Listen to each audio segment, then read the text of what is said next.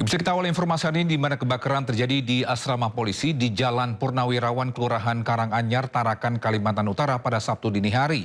Akibatnya 5 bangunan dan sebuah mobil ludes dilalap api. Tidak ada korban jiwa dalam peristiwa tersebut, namun kerugian ditaksir mencapai ratusan juta rupiah.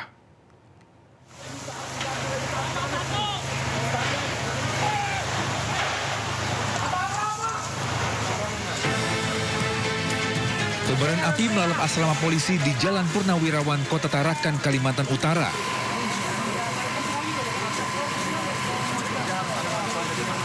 Api cepat membesar meluluhlantahkan 5 bangunan asrama polisi dan rumah warga. Warga pun panik, lantaran saat kejadian sebagian besar telah tertidur lelap.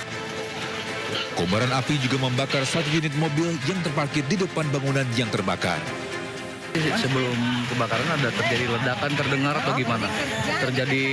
Ada ledakan dulu atau gimana? Nggak ada. Ada kayak seperti mercon gitu. Oh, seperti mercon. Setelah berjibaku selama 1,5 jam, api akhirnya dapat dipadamkan.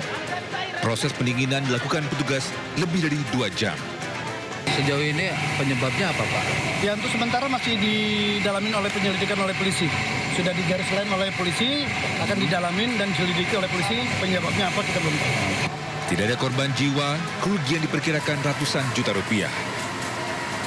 Dari Tarakan, Kalimantan Utara, Usman Codang, iNews melaporkan. Ya, sementara itu sejumlah bangunan rumah semi permanen di kawasan pemukiman padat penduduk di Jalan dan Mogot, Grogol, Petamburan, Jakarta Barat, Jumat siang ludes terbakar. Diduga kebakaran dipicu akibat korsleting listrik yang bersumber dari salah satu rumah warga. Pas polsek itu pas polsek dikit lagi. Kena semua itu. Kobaran api dengan cepat menghanguskan sekitar 7 bangunan rumah semi permanen di Jalan Daan Mogot, Kecamatan Grogol, Petamburan, Jakarta Barat. Banyaknya material mudah terbakar dan rumah yang berdempetan membuat api dengan cepat melahap seluruh bangunan.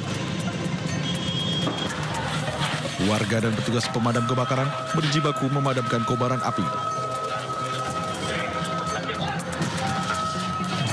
Nah, untuk kebakaran ini yang terdampak 7 rumah. Ada korban jiwa dan Alhamdulillah tidak ada korban jiwa yang korban. Tidak ada korban jiwa dalam peristiwa kebakaran ini. Api berhasil dipadamkan setelah 1 jam kemudian. 13 unit mobil pemadam kebakaran Jakarta Barat berisi 65 personel diterjunkan ke lokasi.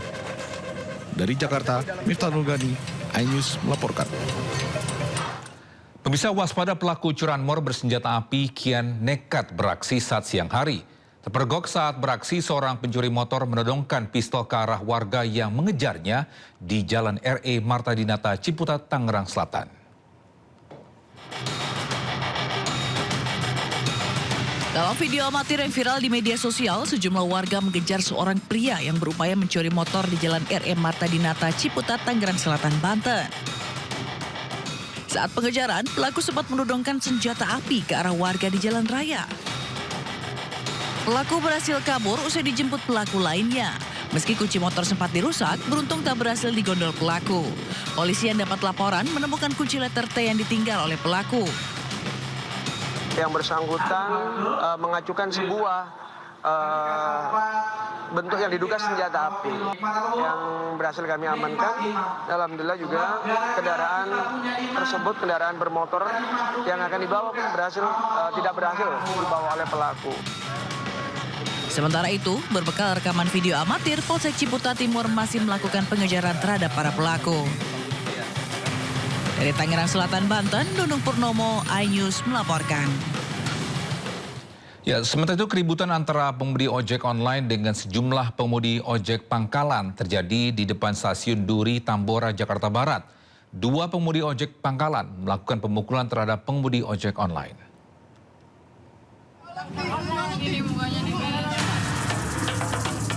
Dari rekaman video amatir, keributan antara seorang pengemudi ojek online dengan sejumlah pengemudi ojek pangkalan terjadi di depan stasiun Duri, Tambora, Jakarta Barat. Pengemudi ojek online ini mendapat pukulan oleh sejumlah pengemudi ojek pangkalan. Sementara seorang wanita yang merupakan penumpang ojek online berusaha menenangkan pengemudi ojek pangkalan. Dua pengemudi ojek pangkalan yang melakukan tindakan pemukulan ditangkap tim unit reskrim Polsek Tambora. Keributan antara pengemudi ojek online dengan sejumlah pengemudi ojek pangkalan hanya dipicu kesalahpahaman mengenai aturan penjemputan penumpang. Jadi ketika ada ojek online ingin mengangkut penumpang, lalu terjadi kesalahpahaman antara ojek pangkalan, sehingga terjadi pemukulan seperti di video tersebut. Untuk pelaku sudah diamankan? Untuk pelaku saat ini sudah kami amankan 2 orang di Polsek Tambora. Setelah dilakukan mediasi, kedua belah pihak antara pengemudi ojek online dengan ojek pangkalan berujung damai. Dari Jakarta, Miftahul Gani, iNews melaporkan. Pemirsa, seorang pria berupaya menyelundupkan sabu ke kota Pekanbaru dengan mengendarai mobil dari Rokan Hilir, Riau. Namun pelaku berupaya menabrakkan mobil ke mobil polisi yang mencegatnya.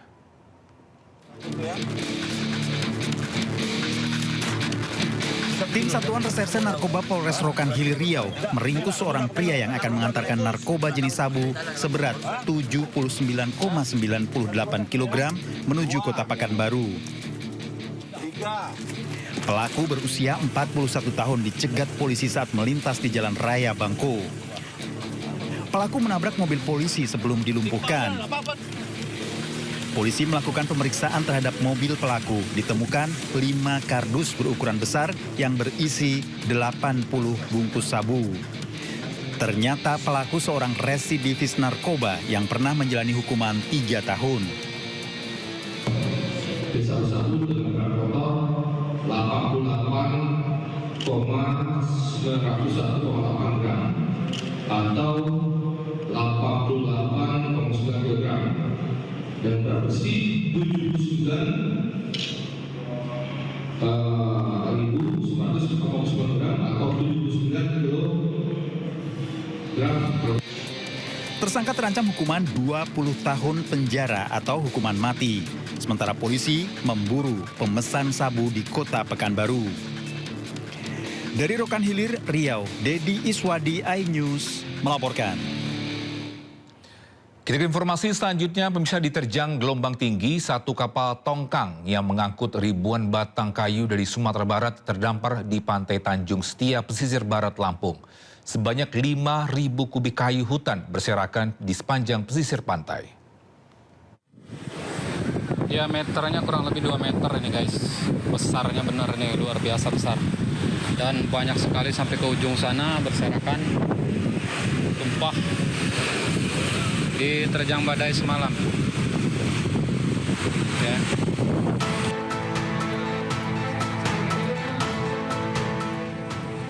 Satu kapal tongkang kandas di perairan Tanjung Setia, pesisir barat Lampung, usai diterjang ombak tinggi dan angin kencang. Banyak warga sekitar yang menyelamatkan perahu-perahu di sekitaran sini karena biasanya perahu-perahu diikat di sekitaran pantai sini ya teman-teman ya. Jadi beruntung mereka mengetahui saat terjadi tumpahnya kayu-kayu ini dan mereka menyelamatkan perahu masing-masing. Sebelumnya, kapal tongkang yang bertolak dari Sumatera Barat pada 2 November lalu ini hilang kendali akibat cuaca ekstrim. Ditambah tali pengikat kapal diduga ikut terlilit, memperparah situasi hingga kapal terdampar. Kapal yang membawa sekitar 4.800 kubik kayu ini mendadak menjadi perbincangan, menyusul ramainya isu kayu gelondongan saat banjir melanda Aceh, Sumatera Utara, dan Sumatera Barat. Polisi telah memeriksa 3 anak buah kapal untuk menyelidiki penyebab insiden ini. Pihak aparat kepolisian sudah mengambil langkah-langkah dan tindakan karena di dalam kapal itu juga sudah diambil keterangan dari ABK, ada 3 orang di situ ya, sebulan yang lalu ya, pada tanggal 6 November terjadi kejadian seperti itu. Kalau kondisi kan sekarang kayunya udah keluar kemana-mana Bu? Untuk saat ini masih ditangani oleh pesisir barat dan Pol Air ya. Hingga kini kapal beserta muatan kayu meranti merah, kayu kruing, dan kayu meranti putih masih terdampar di pantai Tanjung Setia, menunggu proses penanganan lanjutan. Dari pesisir barat dan Bandar Lampung, Andres Afandi, iNews melaporkan.